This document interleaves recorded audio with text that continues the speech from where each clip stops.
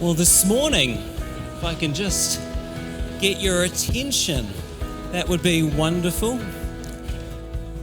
This morning we have something a little bit different because we are blessed with being visited by dignitaries. The President, no less. So what I'd love to do is invite Susan Osbourne up to join us for our sit down with the President. But before we get started, I do want to avoid any inadvertent offence. So just to clarify, is it Madam President? Oh, well, maybe Her Royal Highness Her might Royal do Highness? quite nicely. Yeah. Madam President. Madam President. Yeah. Because I was thinking Mrs. President, but that sounded like a limited edition, like Potato Head. Well, this is actually a fairly limited edition because I've got 9 months to go. Okay. Yes. Well, you can achieve a lot in 9 months. You've recently taken up the role of President of the Baptist Union. Yep. But you've had quite a long association with Village Baptist prior to that. So for those who are unaware, could you just introduce yourself a little bit and then tell us about your connection with the church here? Tēnā koutou katoa. Ko hikurangi, tōku monga, ko terahiru, tōku awa, ko Egmont, tōku waka, no te rongonui a kiwa a ho, ko Pākehā tōku iwi, ko Susan tōku ingoa. I come from Gisborne, just up the coast there, so I'm kind of a coast girl. And John and I, after we got married, we felt the call for mission service, and we've kind of been overseas most of our life, 40 years kind of, in Bangladesh and Kolkata. And my connection with this church, our connection with this church, and for those of you who have been coming since day one or since then, you may not know, but when this church was constituted, you wrote to the Baptist Missionary Society in Auckland and said, now, we're a Baptist church, so we want to adopt a Baptist missionary, someone who kind of is part of the kind of Baptist gig. And we were the fortunate ones who got allocated to you, I guess, because my hometown's just up the road. Yep. And so since then, and I did mean to do my homework and find out what year that was, but what year did you begin here? Oh, gosh, you're putting me on the spot. He doesn't know I can be forgiven. Where's Ellie McMinn? Quick. Ellie is not here. Oh, no, she's in Australia. Is in Australia. Oh, she's really... 1984. Well, that'll do. 1984. So since 1984 until 2015, and I guess cleverer people than me can do the math, you supported us and our work overseas in Bangladesh and Kolkata. And so we visited very regularly when we came back to New Zealand and saw you from worshipping in the fire station to a school or two to here at your new building here. So, we go quite a long way back with Village Baptist. Yeah, and I enjoyed sharing a meal with you and John in Kolkata. It's going back a few years now, but we enjoyed that together. It was lovely seeing you over there when I paid that. Yeah, it was really quite serendipitous, really, that we were living there when your team started coming through to go down to Orissa. And so it kind of became part of the tradition to kind of meet with you and have a meal, or I remember them all coming to our place, making soup and something or another. Stu might remember the recipe, I can't remember. Yeah, so that was really good, and that just helped kind of, I guess, helped in relationships because we could help you. Yeah. And I should have known that high office was on the cards for you, since you did take us to such a fancy restaurant when we were there. But going from your work in the mission field over in India and Bangladesh, and now into being the president of the Baptist Union, I mean, how did that happen? What's the journey been for you? Yeah, well, pretty scary, really. We moved down to Wellington in 2020, and I was ready for a bit of a break and a bit of a holiday. So we just kind of hunkered down there in a nice house in Titahi Bay, that's just near Porirua in Wellington, and we were near the sea, which is people from Gisborne like to be near the sea. And yeah, it was really just quite a nice, quiet existence, actually. I wasn't involved in very much. I was taking life quite easy and quite happy with my life. And then last year, beginning of last year, and first 6 months or so, God began nudging me and saying, oh, maybe it's time to get off your chair and out of the house and do something. But I really didn't know what it was that I wanted to do, or that perhaps he wanted me to do. And then I got I'd like to say phone call, but it wasn't even as personal as a phone call. It was a Facebook Messenger, awesome. A contact, yeah. I guess that's like the modern day equivalent of a phone call. And asked me to consider having my name put forward to be president of the Baptist Union. Well, that kind of shook me up a bit, really. It certainly was not on my radar, and something that I felt I could do very much with. But, and in fact, 2 biblical characters came to mind as I prayed over this. The first one was Moses, who for the first 40 years, he was quite the kingpin, and he was really very important. And then he goes off to the desert for another 40 years, and then God says, oh, enough of that, time for you to get on your horse again, and off you go. Yeah. So, he had a few objections, as did I, but God overruled. And the other Bible character was Jeremiah, who said to God, oh, I'm much too young, no one's going to listen to me. Well, that actually is not my problem. But I did think perhaps I was a bit old and maybe no one would listen to me. But unfortunately nobody else stood as president, and so de facto they just have got me. Unopposed. They saw your name on the list, said not even worth trying. Yeah. I doubt it. Yeah. So now it's a bit of an interesting one, because we've got Charles, who's the national leader, and we've got you, who's the president. So do you mind just sort of explaining for us a little bit about the difference between the two? Well, Charles is the boss. I'm the figurehead. Last Sunday, the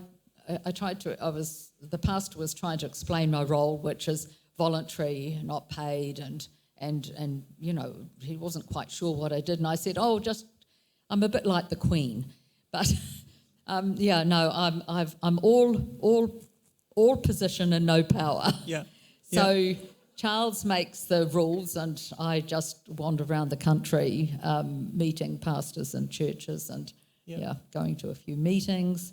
I kind of think it's perhaps a bit of a PR role for the union, and just that's kind of officially what it is. How I see my role. People said to me when I asked a few ex-presidents, well, what does this role entail? And they said, just make it what you like. Well, that was pretty broad. But in the olden days, which probably previous presidents couldn't remember because they were quite a bit younger than me, the president tended to visit a lot of the churches and meet with pastors and leaders. And so I thought, maybe I could do that. And so I've kind of set my not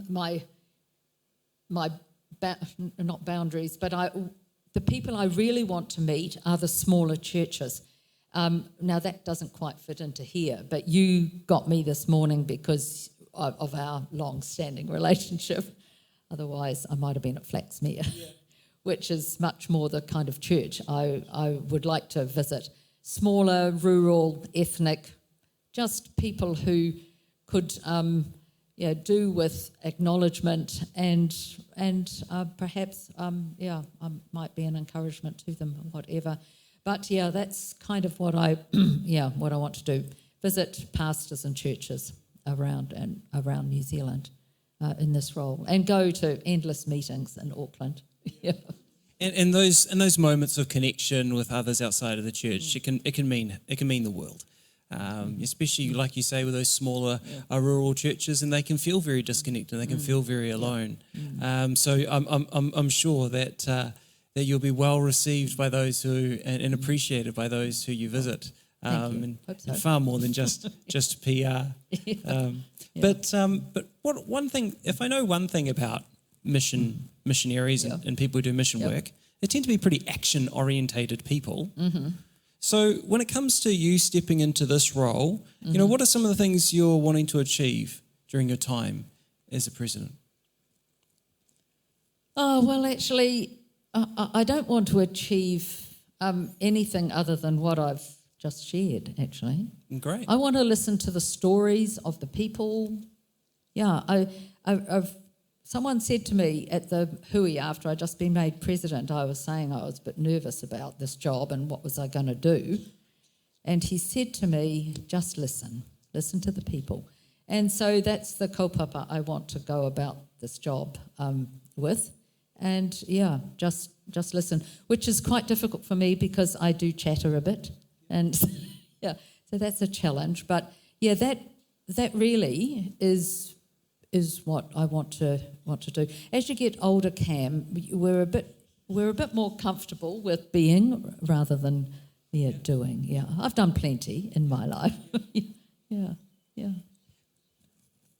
Yeah, it's interesting, because one of the lessons that I've learned through having a professional supervisor is about how much healing can be brought by simply being a empathetic, understanding presence. And there's a lot of hurt and a lot of brokenness that are around, and a lot of that can be resolved by simply being that empathetic, understanding presence where you hear the other person's story and you reflect back some of those feelings and emotions, and so they know that they feel heard and that they're seen. I think it's a wonderful expression of how we can embody what a Christ-like healing presence in the world. It's less about doing things, but so much about being the right kind of presence for others. So it's wonderful. Well, pray for me because I'm not naturally that kind of person. Yeah. Now, if I can ask a bit of a blunt question, and it's a bit of a two-parter, so just bear with me. You spent most of your time overseas. Yep. So how, considering the length of time you spent overseas, outside of the New Zealand context, how do you see yourself encouraging New Zealand churches? Like, do you feel connected enough to us to be able to know what we need to support us and encourage us? Well, no, I don't feel connected at all. But because I've spent all that time overseas, I feel I've got a bit of a handle on living cross-culturally. And I think one of the challenges of living in New Zealand and in our churches at the moment is to relate to people cross-culturally.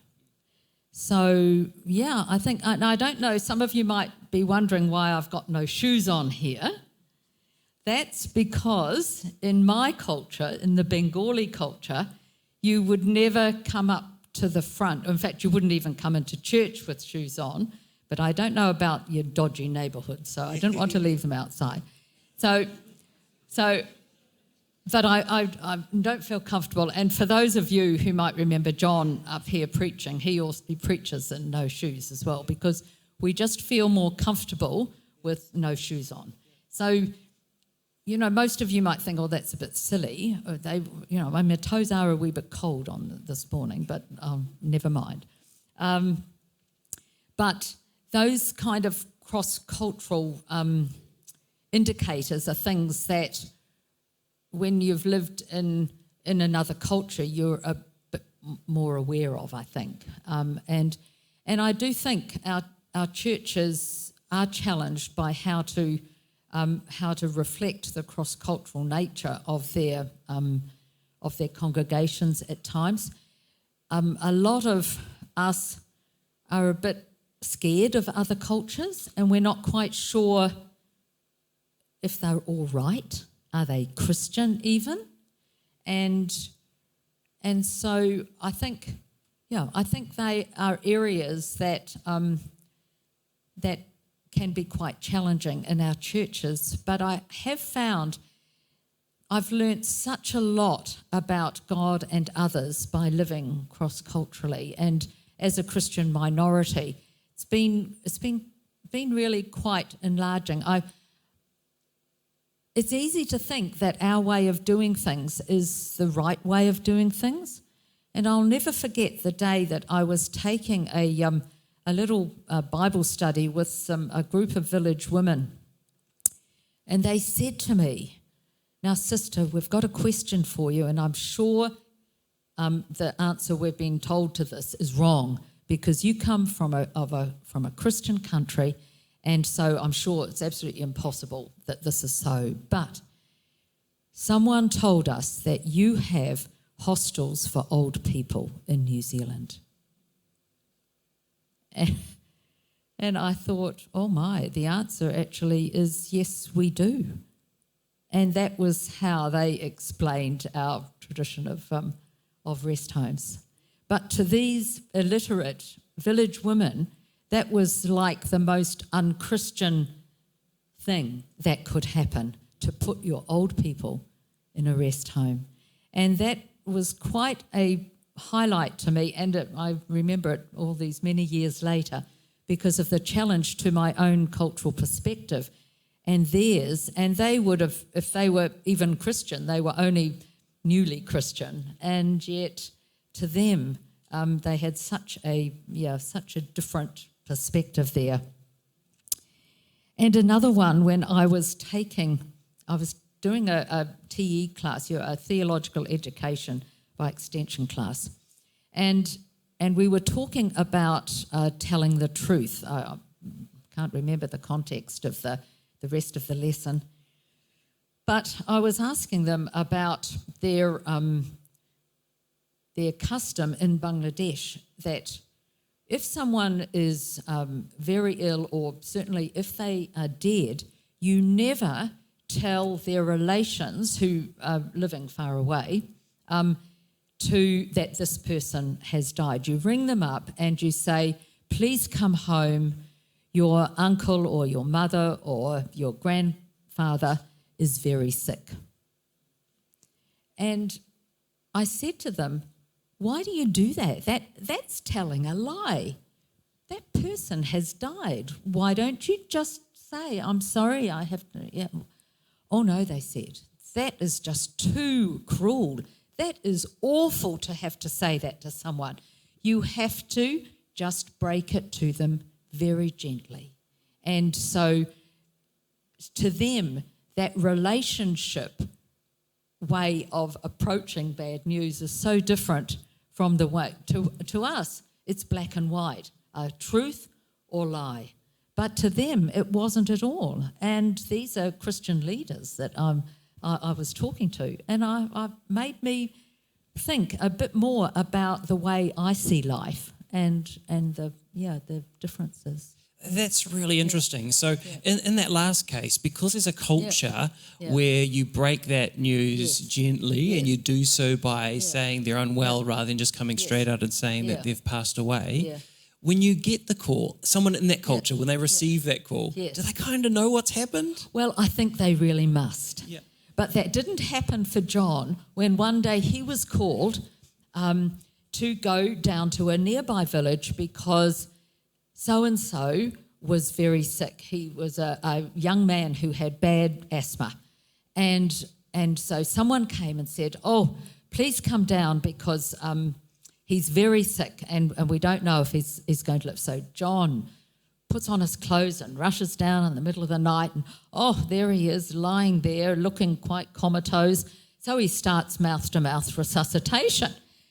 And after a few minutes, he said, "Has he died?"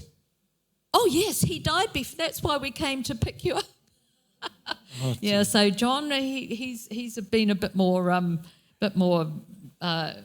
careful in responding to calls about someone being very sick, in case he gives mouth-to-mouth resuscitation to another dead body. Yeah. So if you're feeling called to mission work,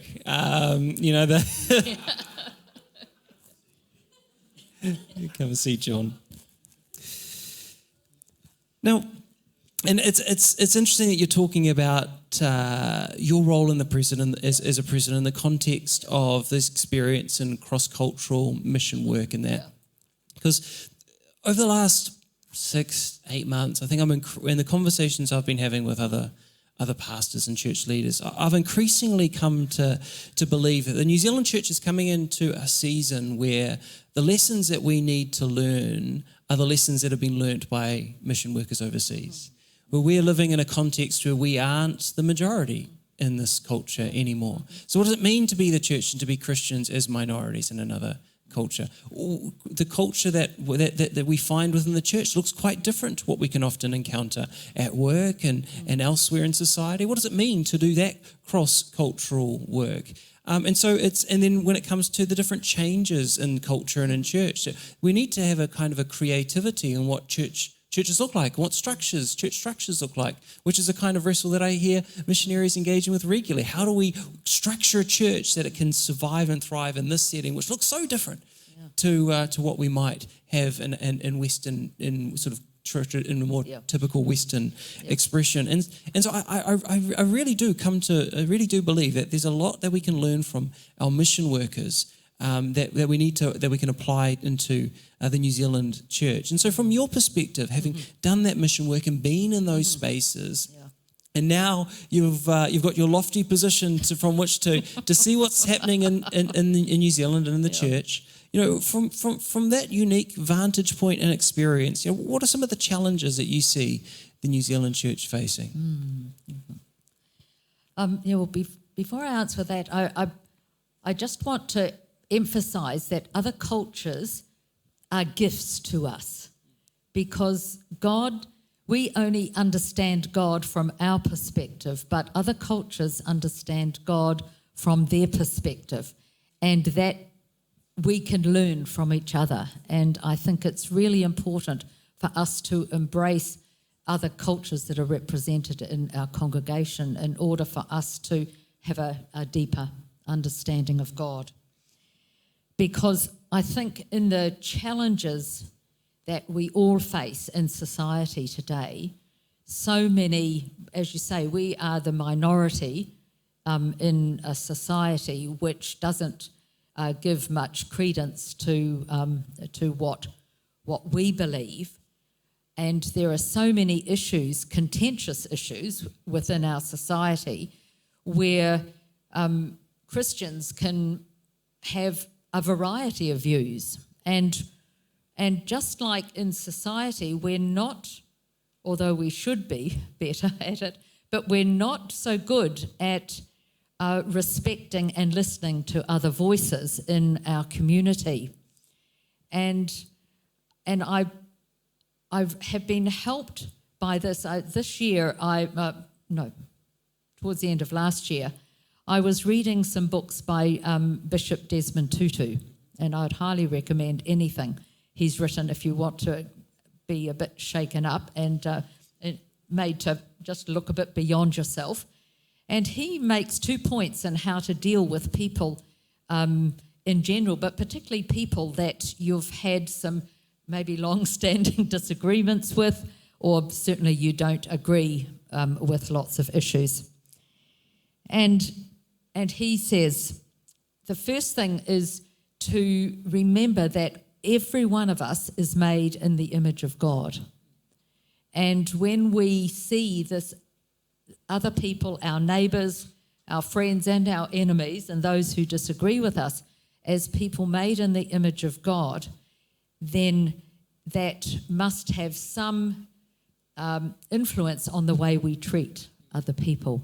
I found that quite challenging. And then he goes on to talk about maybe we have made God too small, and our understanding of who God is too small. And that reflects back into our whole cultural environment and only understanding him from our perspective. And I find that those two aspects encourage me to approach issues from the perspective of what is God's response to these issues and what would Jesus do in this situation or when faced with this issue. And I've even got not a Bible verse to support me, but a Bible story, which is much better because we can all choose a Bible verse if we want to kind of back up our particular argument. But as I've been thinking about this issue of responding to people whom we may not agree with, I thought of Peter when he's in Joppa at Simon the Tanner's house, and he gets a bit hungry. I hope it's not we've still got a wee while to go before lunch. But it must have been about midday, he was getting a bit hungry, so he goes up on the roof and starts praying. And anyway, he has this vision from God, and it really just blows his mind. He cannot get his head around it. God is asking him to kill and eat animals that are unclean. He knows his Bible. No doubt about that. Peter knew what he was meant to do and what he wasn't meant to do, and eating unclean animals was one of those things. But here's God saying, I want you to do this. Well, I mean, really, he really was, I believe he was quoting Bible verses at God. But God says, well, actually, I've got a different plan. What I call clean, he says, don't you call unclean. Well, in this context of disagreements and quite strong viewpoints on many sides, I find that quite challenging, that maybe we haven't got it right. Maybe God's got another point of view. And so, maybe I just need to take a step back and try and find that point of view.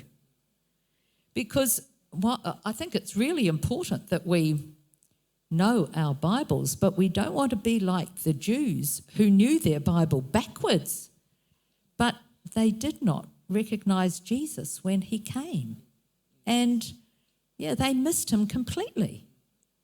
But they knew what the Bible said, just like Peter. God, he's a tricky person. God just works in unexpected places, and we won't see him if we're looking for him in the places we think he should be. And one of the challenges that we can easily encounter when we meet another and there's on the grounds of difference and disagreement, that very quickly that other person who we disagree with can cease being a person and they become an idea. And when they become an idea and they get labelled, they become someone we oppose, and sometimes aggressively so, rather than a person to be loved and to be understood. And sometimes we take that time to see them as a person made in the image of God, someone to be loved and understood as a result. And sometimes we can realize that God might be wanting to actually teach us something through these people. There might be more to God than what we are immediately aware of. Oh, he's got it. Yeah. Oh, I just feel like I'm repeating what you're saying. No, that's right. And I think we're quite comfortable sometimes, and we think we've kind of know it, but actually we don't. God is so much bigger than who we are. That's great. And when it comes to obviously that's those are some of those key things that you've been thinking about with the challenges for the New Zealand church, and is there anything else when you think about New Zealand Church? Think about Village Baptist here, who you've got a long-standing relationship with. Is there anything that you would like to add to say specifically to us as a church?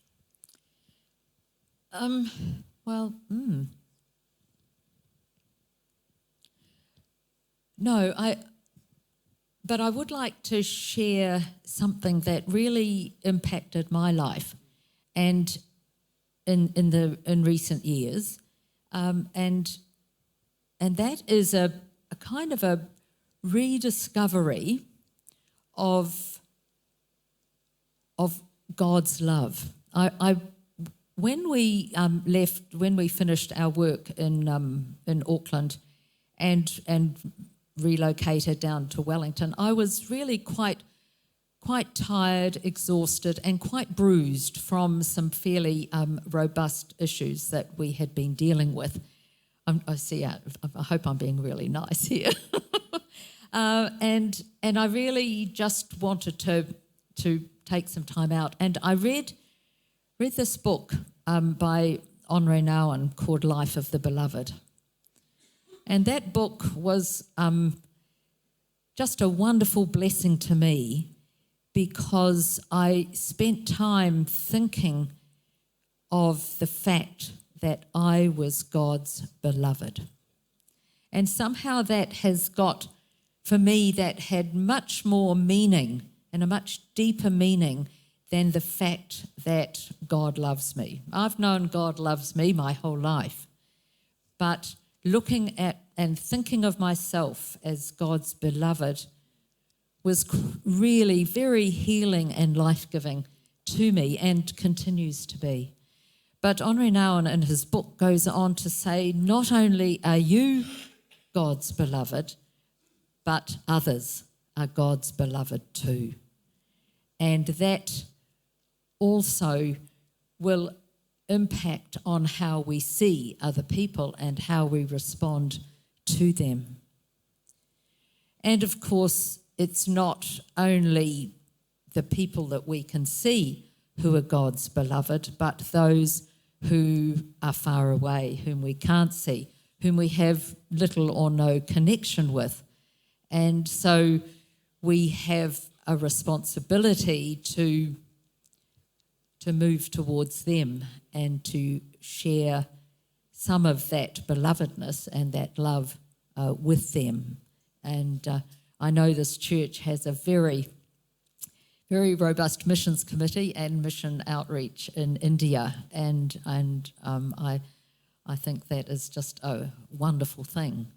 But we need to be continually aware of the fact that there are so many people out there who need to know this good news and do something about it at different levels.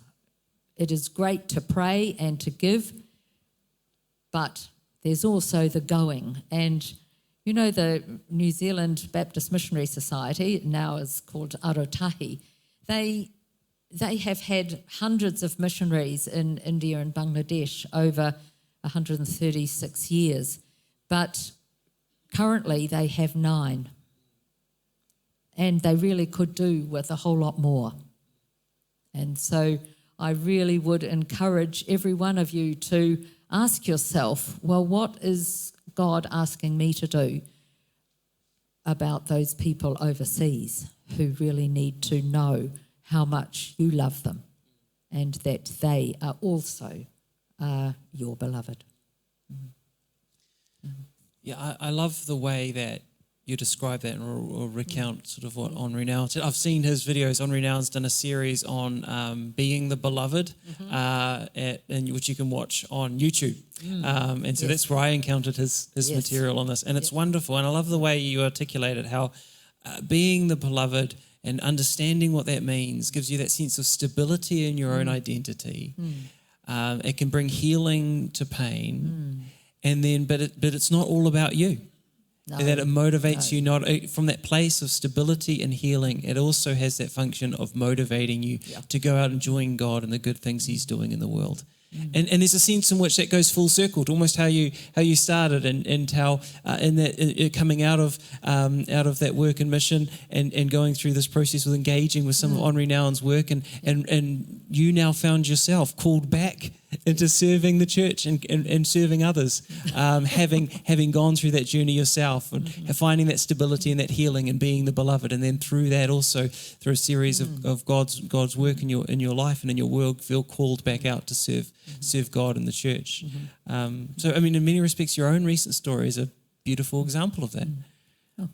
Well, I guess that actually, when I said no, I didn't have a word for the church, I think that would be the word for your church, who is so committed to mission, but need to be continually challenged about your role in mission. Yeah. Yeah. That's awesome. Yeah. Can you pray for us? I'd like to put time and effort in my prayers, but I'll do my best. That'd be great. I'd appreciate that.